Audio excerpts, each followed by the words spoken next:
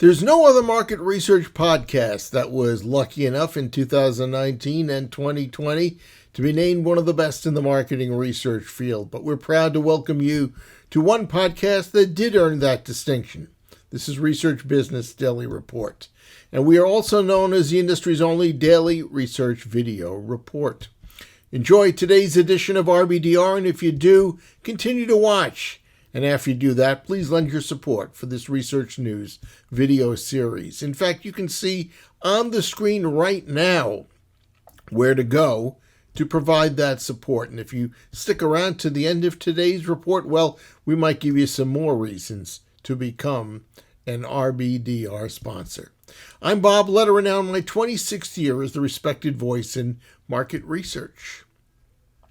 Back in mid-April, we welcomed Joel Rubinson to discuss targeted advertising, which he talked about as far as reliance on his company's new identifiable Moveable Middle idea.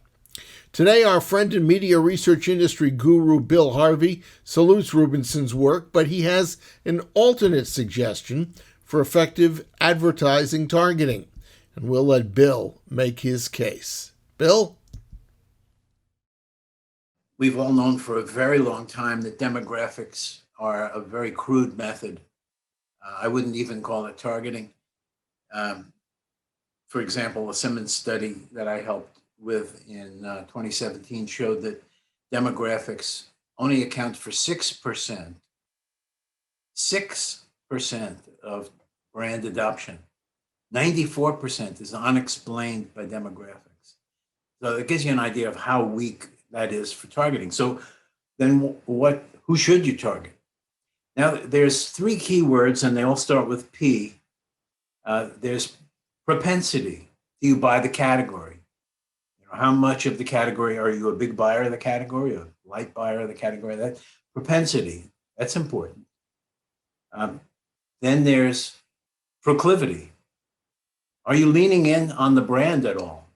Is there any evidence that the brand has a chance to get into your cupboard or garage or whatever? And then there's propinquity, which Irwin made famous.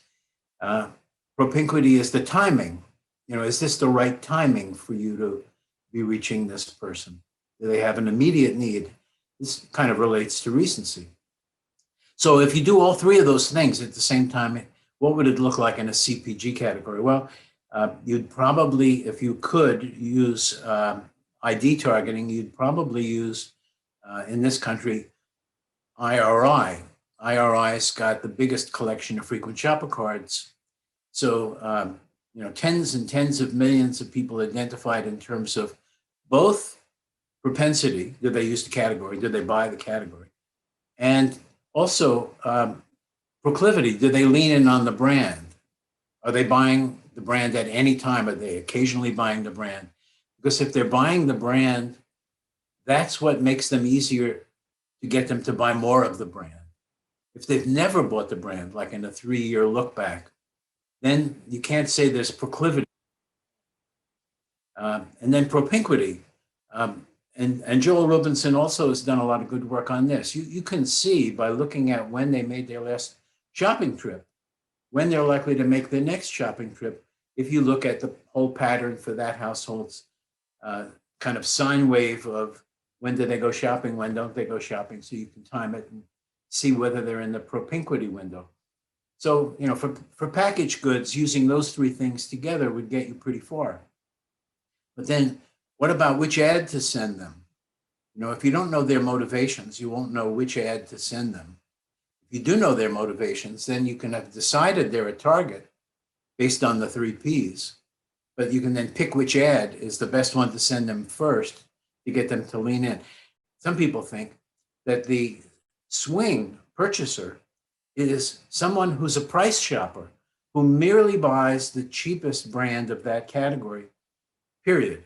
So you look at their purchases and it's all over the place and you call them a swing purchaser. That's not my definition. The swing purchaser is someone who has proclivity for your brand. It's not somebody who has proclivity for no brand and only proclivity for a price.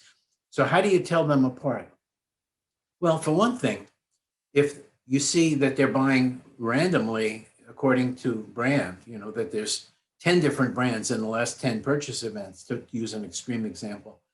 That, is likely a price shopper. But the key thing is average price paid. It's in the frequent shopper card data. You know what they paid.